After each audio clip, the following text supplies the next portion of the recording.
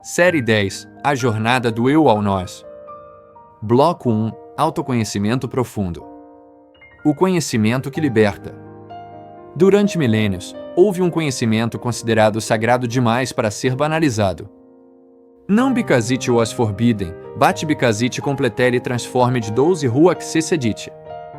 Esse conhecimento tinha um nome simples e, ao mesmo tempo, o mais poderoso de todos, autoconhecimento. Não o autoconhecimento superficial. Não o quem eu sou social.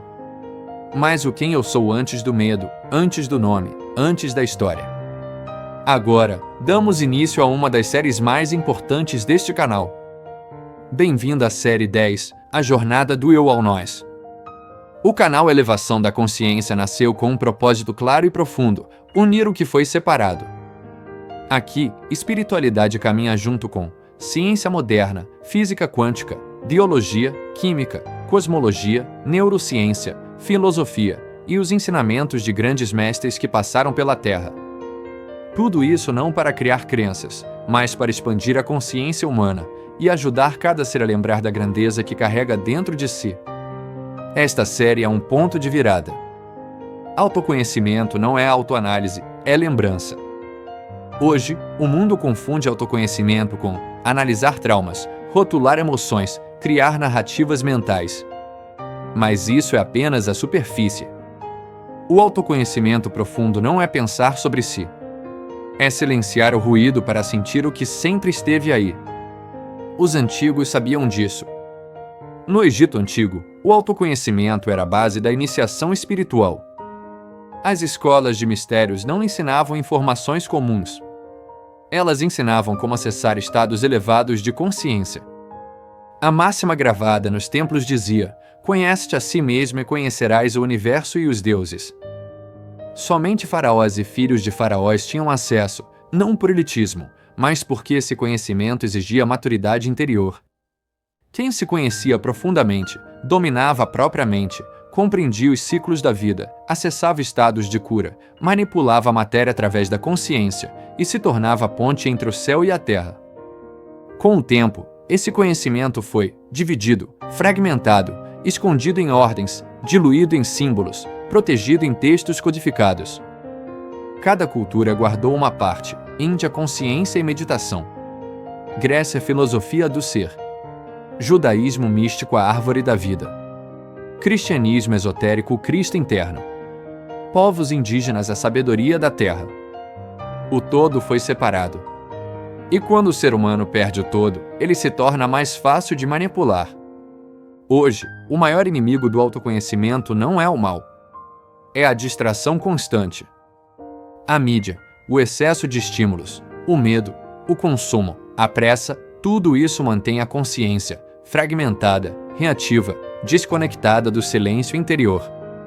Um ser humano que não se conhece, aceita qualquer narrativa, vive no piloto automático, busca fora o que sempre esteve dentro. O que os grandes mestres tinham em comum? Jesus, Buda, Krishna, Lao Tse, os profetas, os xamãs, os mestres do deserto.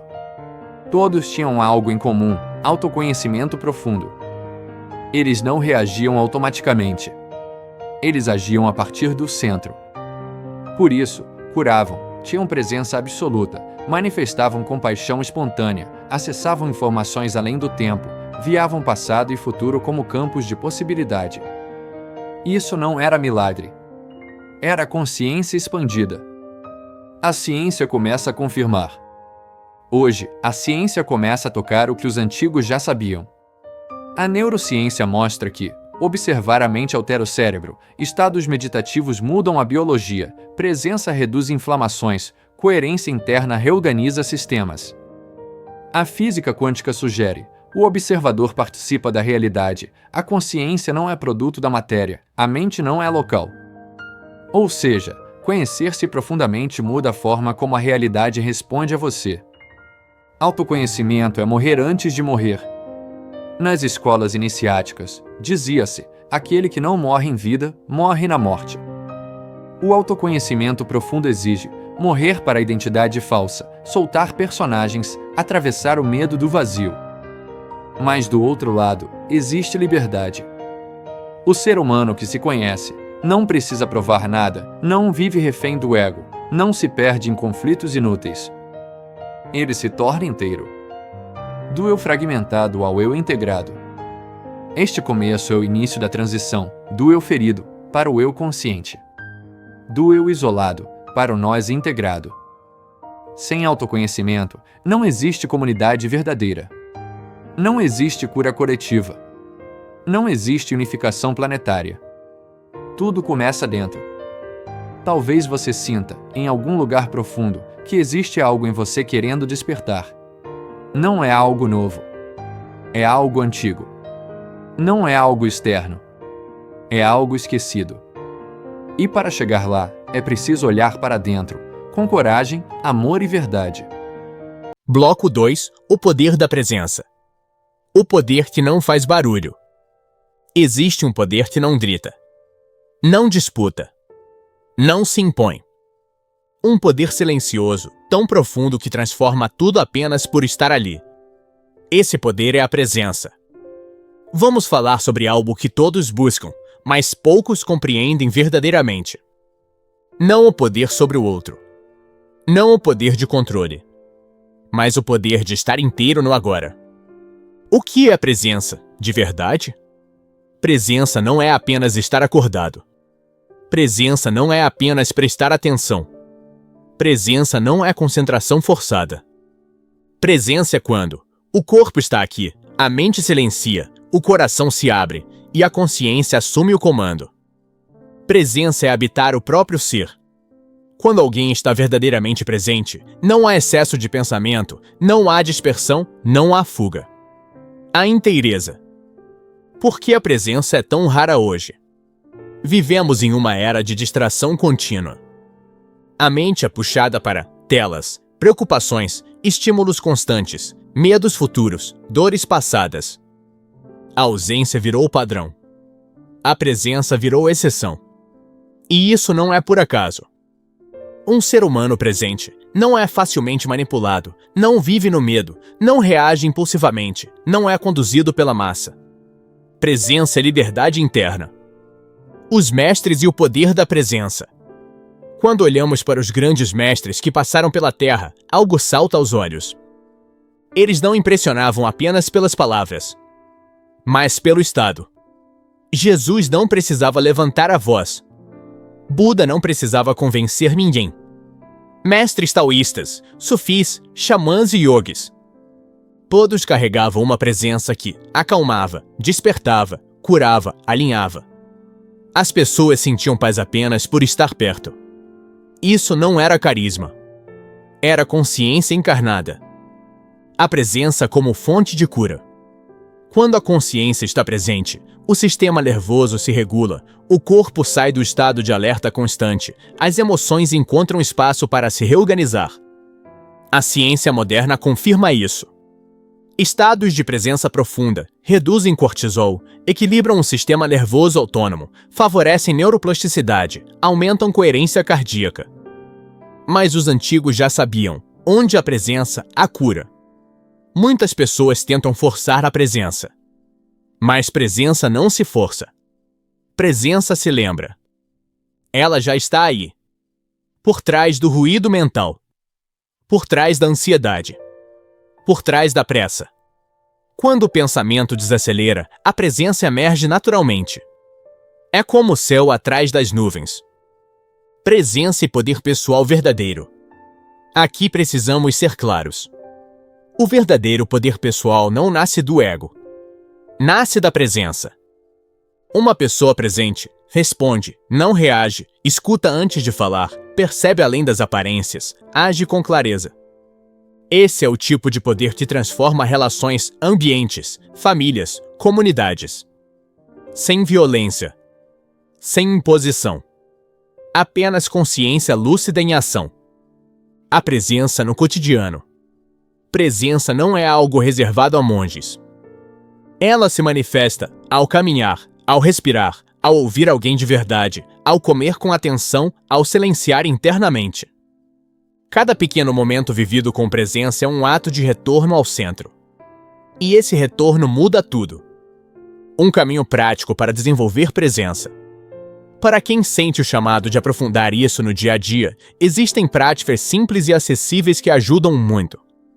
Há um livro e um e-book chamado 33 Práticas Científicas de Meditação, Respiração e Presença, criado justamente para quem busca reduzir a ansiedade, desenvolver calma, melhorar a clareza mental, o equilíbrio emocional e elevar a consciência.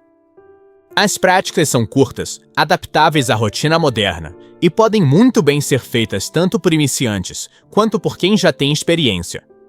Com constância, elas ajudam o corpo e a mente a reaprender o estado de presença como algo natural. O link está na descrição do vídeo. Presença como ponte do eu ao nós. Não existe verdadeiro coletivo consciente sem indivíduos presentes. A presença é o ponto de transição do ego para o coração, da reação para a escolha, do eu isolado para o nós conectado. Quando alguém se torna presente, ele não apenas se transforma. Ele transforma o campo ao redor. O silêncio que revela tudo. Agora, por alguns instantes. Não faça nada. Não tente entender. Não tente melhorar. Apenas sinta. O corpo aqui. A respiração acontecendo. A consciência observando. Isso é presença. Não é algo que você cria. É algo que você permite. O mundo não precisa de mais informação. Precisa de mais presença consciente. Porque quando alguém está verdadeiramente presente, ele não espalha medo, não alimenta caos e não vive no automático. Ele se torna um ponto de equilíbrio no mundo. Porque quando a presença entra na relação, o eu começa a se transformar em nós. Aproveite este momento de presença e se inscreva no canal Elevação da Consciência. Curta, compartilhe, ative o sininho e vamos juntos elevar a consciência e transformar o planeta em um mundo melhor. A mudança começa dentro de cada um de nós. Bloco 3. A cura das relações humanas.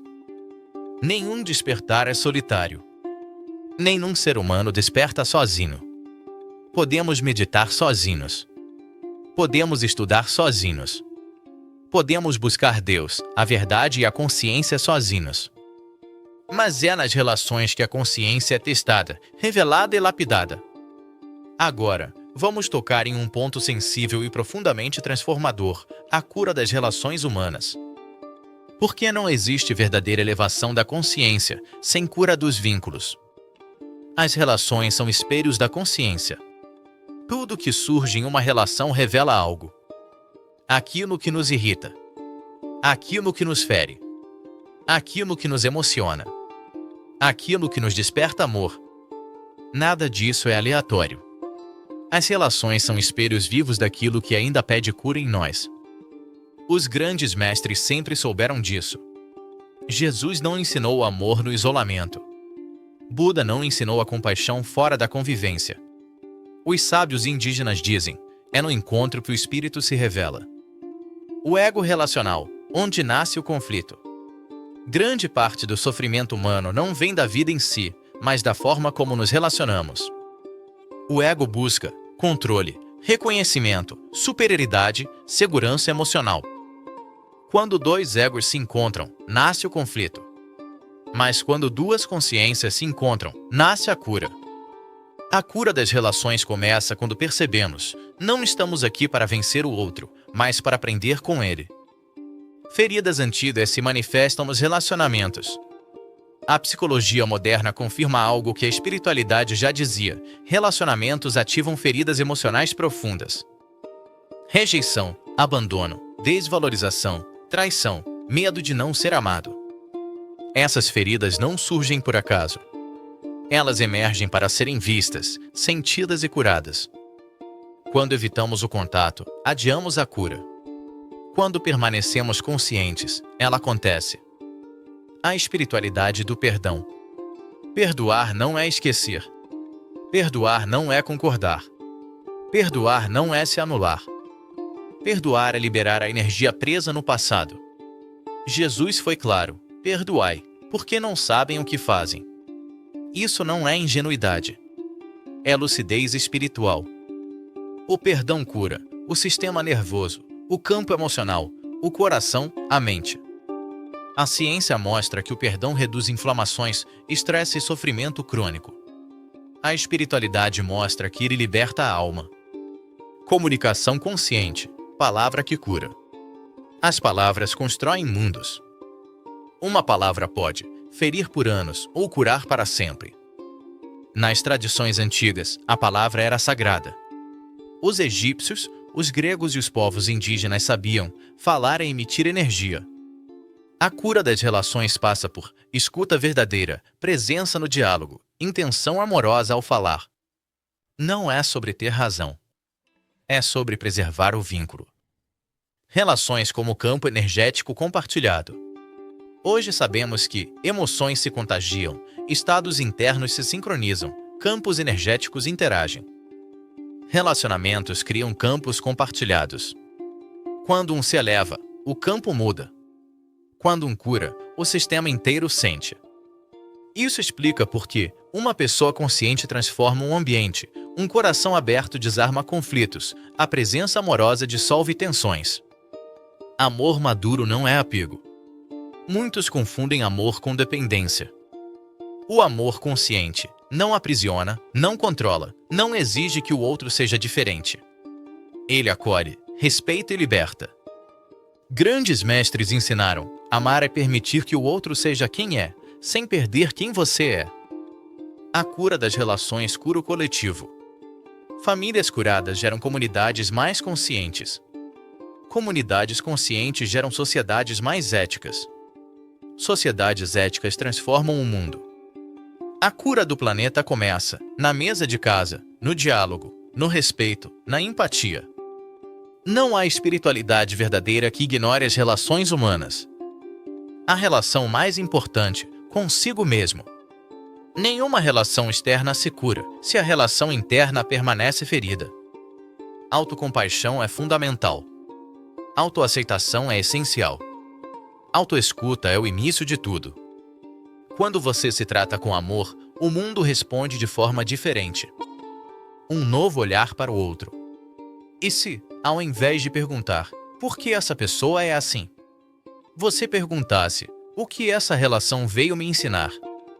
Essa simples mudança muda tudo.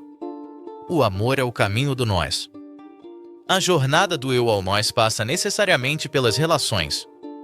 Não para criar perfeição, mas para cultivar consciência. Cada relação é uma oportunidade. Cada encontro é um chamado. Cada conflito é um convite à expansão. Quando curamos nossas relações, curamos o mundo em miniatura. Bloco 4. Quando o outro nos ativa, consciência, conflito e amor maduro. Se você observar com honestidade, perceberá algo simples e ao mesmo tempo desafiador. Não é o mundo que nos tira do centro. São as relações. É o outro que nos ativa. É o outro que nos fere. É o outro que nos provoca. É o outro que nos espelha. E talvez o outro não esteja aqui para nos atacar, mas para nos revelar. Por que o outro nos ativa tanto? A psicologia moderna já compreende algo essencial. Tudo aquilo que nos provoca emocionalmente está tocando algo não resolvido dentro de nós. O outro não cria a ferida. Ele toca onde já existe sensibilidade. Espiritualmente, isso sempre foi sabido. Os antigos diziam: o mundo é um espelho da consciência. O que nos irrita, denuncia. O que nos fere, revela. O que nos incomoda, ensina. O ego individual e o ego coletivo. Falamos muito do ego individual. Mas existe algo ainda mais poderoso: o ego coletivo. O ego coletivo nasce quando criamos identidades rígidas, nos dividimos em grupos, escolhemos nós contra eles. Tribo. Religião.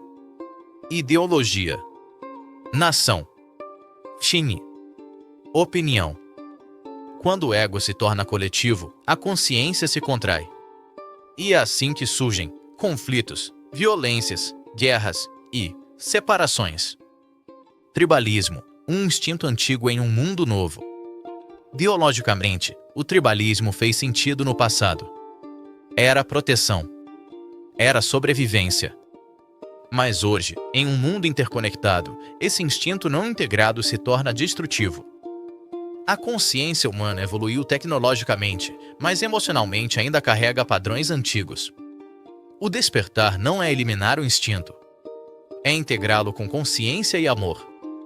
Mestres que atravessaram o conflito sem perder o amor, aqui entramos em um ponto sagrado. Jesus viveu em um tempo de extrema violência.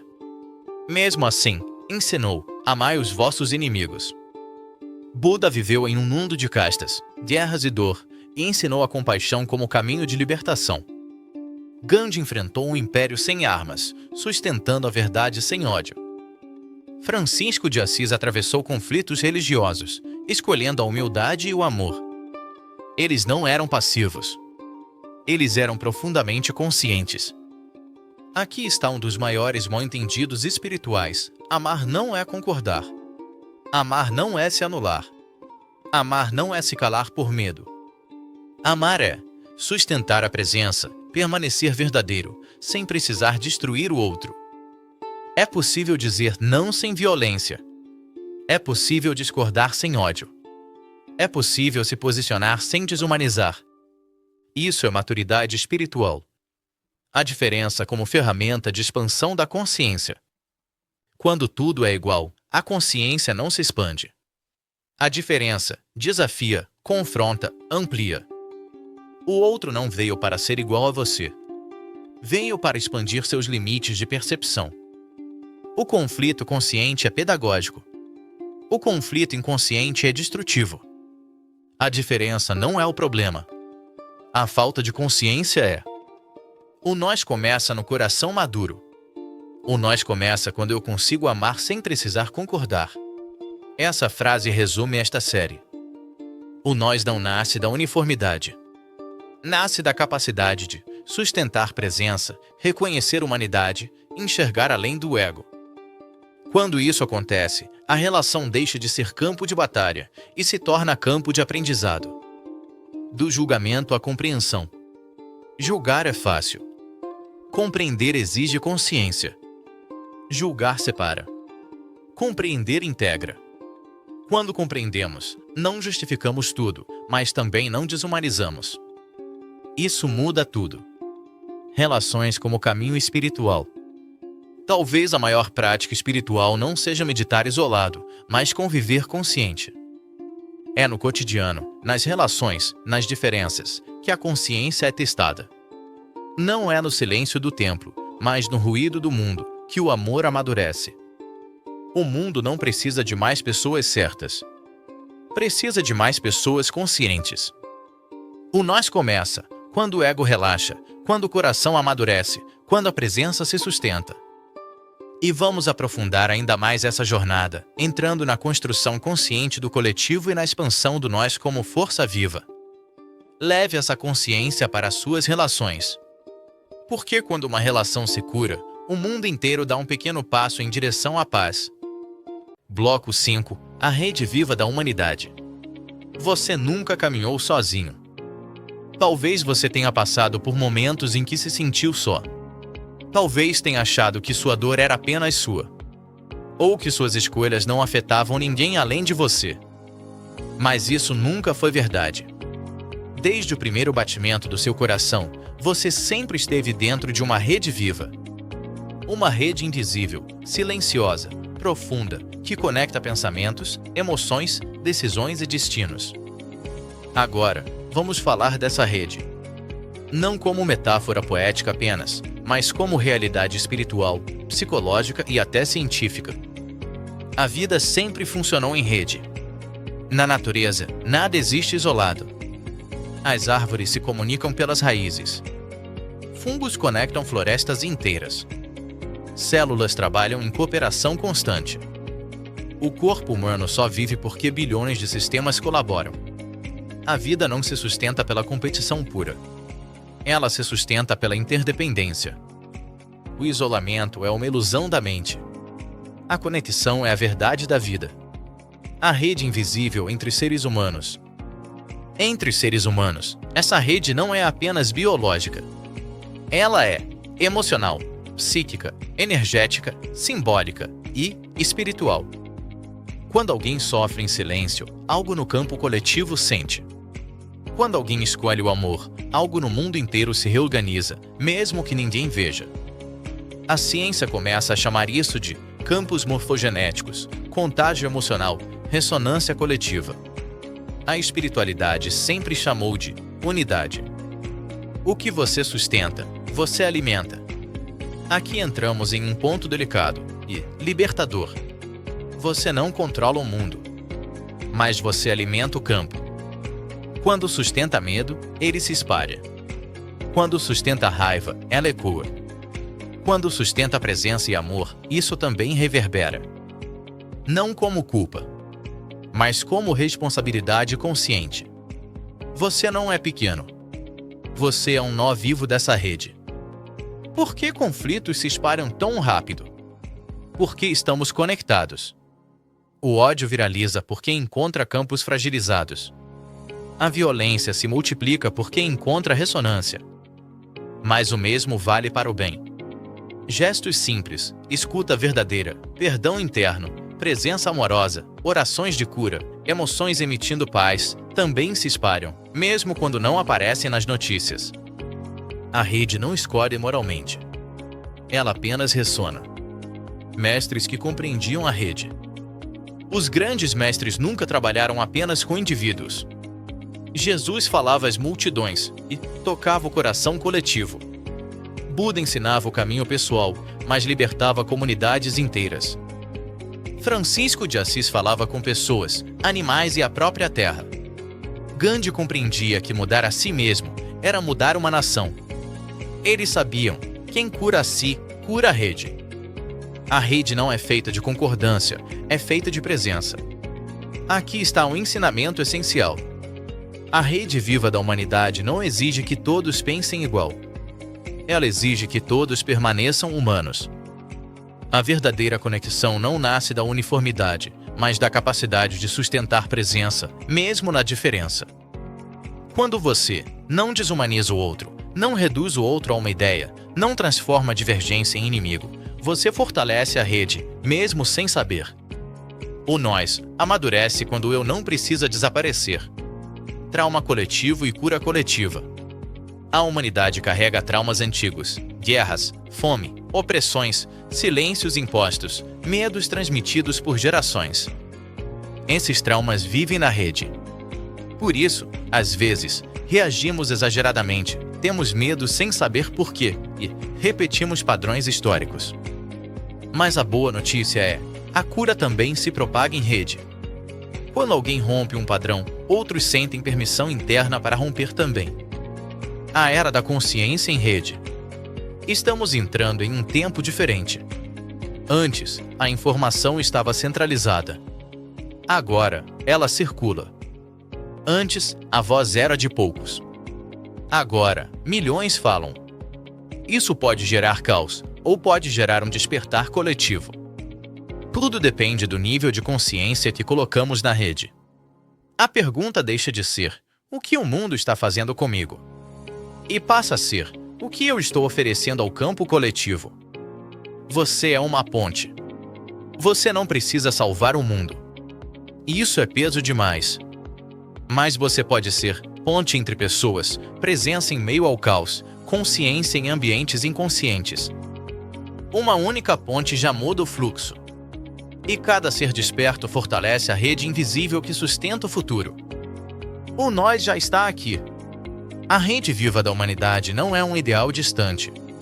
Ela já existe. O que está nascendo agora é a consciência dessa rede. Quando você cuida do seu interior, você cuida do todo. Quando você escolhe o amor, o mundo inteiro recebe um pouco mais de luz. Porque o mundo muda, quando a consciência lembra que nunca esteve separada. Bloco 6. A unificação planetária. Quando o amor se torna consciência coletiva. Um tempo que nunca existiu antes. Nunca antes, na história da humanidade, tantas pessoas estiveram vivas ao mesmo tempo. Nunca antes estivemos tão conectados, tão informados e, paradoxalmente, tão divididos. Isso não é um erro da história. É um sinal de transição. Estamos vivendo um tempo em que o velho mundo já não se sustenta e o novo ainda está aprendendo a nascer.